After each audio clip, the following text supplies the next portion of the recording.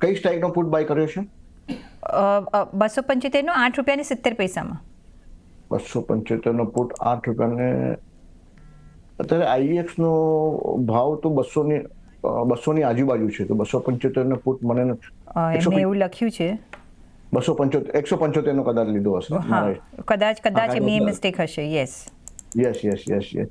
સો આઈએક્સમાં તમે જુઓ તો થોડી રેન્જ બાઉન્ડ એક્ટિવિટી છે, એટલે કાંઈ બહુ મોટું બ્રેકડાઉન પણ નથી અને કાંઈ બહુ રનઅવે રેલી પણ નથી, એટલે 180ની આજુબાજુ બહુ સારો સપોર્ટ છે.